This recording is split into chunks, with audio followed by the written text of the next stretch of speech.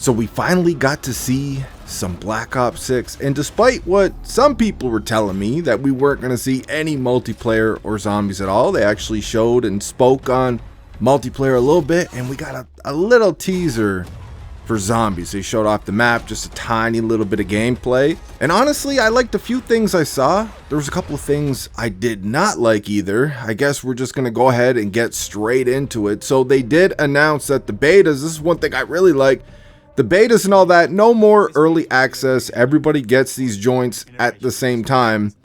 Now, they spoke on the beta a little bit later on. They did not give a date, but it looks like we're not getting a beta until the fall. And I think this is a mistake, man. Call of Duty's been doing this for so long at this point. I remember in Black Ops 3. Black Ops 3, we got a relatively early beta. And look at that game from start to finish, man. Its whole life cycle, that game was probably the best launched Call of Duty we've seen since it dropped. I mean, like, we're gonna put like the modern war, like the Warzone Call of Duty's up against Black Ops 3 from start to finish. The game felt completed. It ran, it worked. I think it's a mistake for them to drop these betas, which are actually demos, right before the launch of the game, because the developers have no time to do anything with the feedback we give them. But like I said, everybody gets these betas and alphas at the exact same time. Now, of course, this would happen now that I got the PS5 though, right?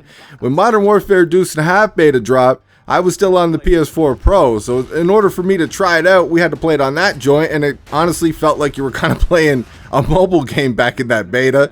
You know, I got the PS5 now, no more early access, but this is what I wanted from the beginning anyways. Nobody should be getting it earlier than anybody else. Whatever platform you're on, we all get it at the exact same time. Now, I was hoping Black Ops 6 was going to look a lot closer to a Black Ops 3, or maybe Black Ops 4, you know, something like that Treyarch flair, you know?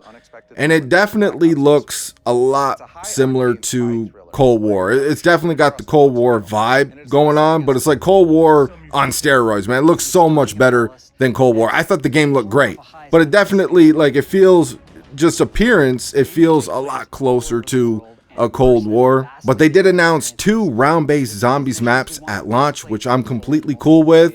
They announced the traditional prestige system is back, and we're getting 16 multiplayer maps at launch. All 16 of them can be played 6v6, but 4 of the maps are strike maps, which can be played 2v2 or 6v6. But we're still getting 16 new original multiplayer maps at launch. Obviously, only time's gonna tell if the quality is there, but they did mention that most or all of these maps, they've gone back to the more traditional 3-lane style of maps that Treyarch is known for.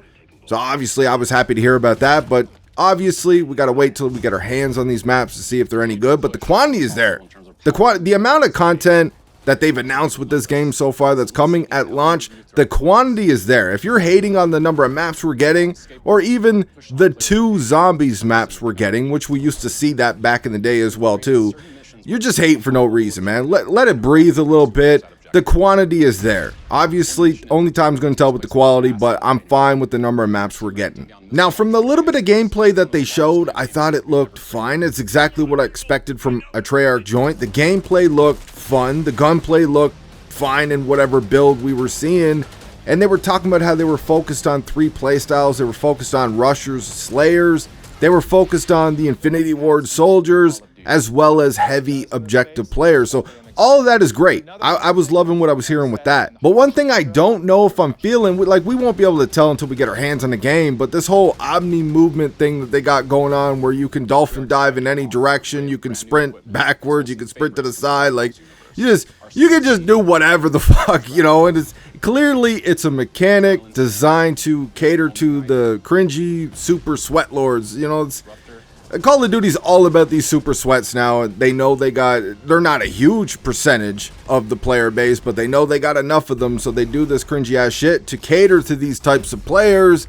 And it's just more bullshit that these sweat lords, these giga geeks, are going to abuse. From what I seen, it didn't look like it's too broken. Like, it looks like it could be countered and manageable. It looks like you can deal with it just fine from what we've seen, but we don't know until the community gets their hands on the game. And you guys know what all these dudes with their strike packs and everything else, like, dude, it could be a nightmare. But again, we gotta wait until it's in our hands, man, to actually see what this is all about. But I'd be lying if I said I was not worried about this Omni movement shit they got in Black Ops 6. You guys know the type of people I'm talking about. Get ready for the 360 booty slide, bunny hop, 360 dolphin dive, and like they're not missing a bullet. All fucking headshots while they're just spinning around on their ass and spinning around in the air. It's gonna be biblical, man. So far so good. It looks like we got a decent amount of content. It looks like they put a lot of effort into the campaign as well. The campaign actually looks like it could be a lot of fun.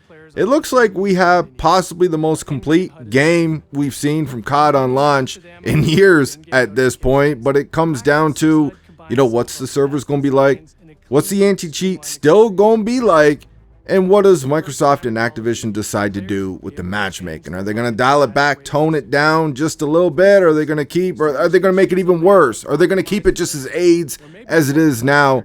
At the end of the day, it's up to them, and what decisions they make with these things will ultimately decide whether or not you like this game. But so far, it seems like Treyarch is doing their job, though. They're doing their part. They had the extra year with this game, not a full extra year because they've been helping out the other studios, but still, it seems like they haven't wasted a lot of that time. But just before the reveal, it was actually leaked that Black Ops 6 is apparently 300 gigabytes, man. The biggest Call of Duty we've seen yet. So that's going to be a problem, man. Like, I know we're all on PS5s now and shit, and they all have 1 terabyte consoles, but still, man, that is just way too much space taken up by one fucking game. But either way, it's Treyarch. You guys know they never had it. They had hit after hit with me up until Black Ops 4, and they've always given us typically the best multiplayer experience in Call of Duty. So they're going to do their thing. They're over there cooking. And we've seen enough here for a little hype. Not much. Not like these shills, you know, who like they wake up out of bed wearing knee pads and shit, and they're like their jaws sore and all that.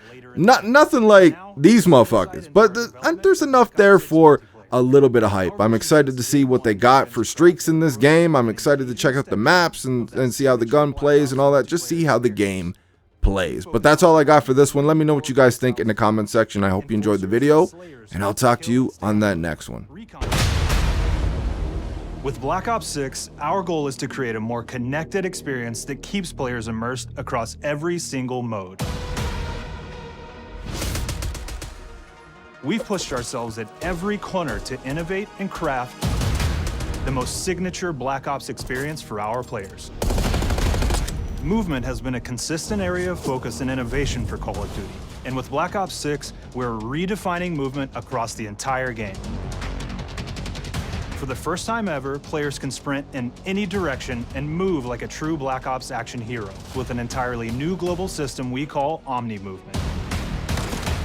This unlocks the ability to move like never before and seamlessly chain combat maneuvers like slide, dive, and our enhanced supine prone in full 360 degrees range of motion. From the beginning, we started with, you can't do this thing, why? And then realized people actually move that way. What happens if we get rid of that construct? And then instantly it opened up like, oh, if you can sprint in any direction, then you can dive in any direction, you could slide in any direction, which then led to all the on-the-ground movement and everything else chaining together.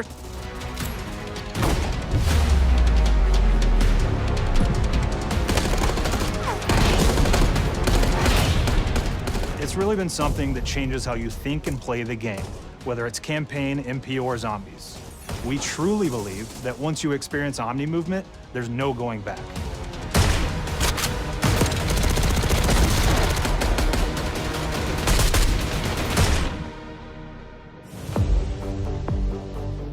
We also have what we're calling intelligent movement, which is a set of features that drastically reduces how many buttons or keys you're pressing to perform various movements.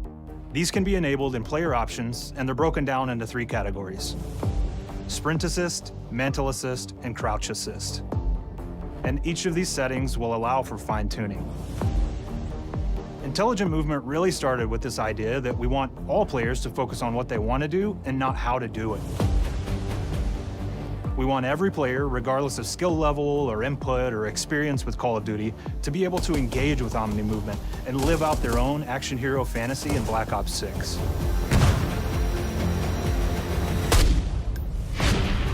We looked at other genres like racing games, where they have these great assist settings that can be turned on and off. Things like traction control or assisted braking, and we really love the idea of taking that thinking and applying it to our own movement options. I don't think this is a one-size-fits-all thing, and I encourage players to play around with combos of these settings to really dial in their preferred setup. Hit zones are regions on a character that react when taking damage or dying. In past games, we've only had 4 regions. For Black Ops 6, we've actually increased that to 9 regions, so now we can determine if that enemy was shot in their left leg or right leg, and then we'll play a bespoke death animation depending on that location that they were hit. So world connectivity is this concept that players' movement and reactions are connected to the world based on their choices. A great example that really shines is a global feature we call corner slicing, where as you round a corner or go through a doorway, your weapon's gonna dynamically rotate in the direction that you're rounding that corner. And since it's dynamic, it'll be a bit more dramatic if you're slowly clearing a room, but won't affect you at all if you're barreling full speed around that same corner. We're constantly looking for opportunities to set the bar with movement and animations in Black Ops 6.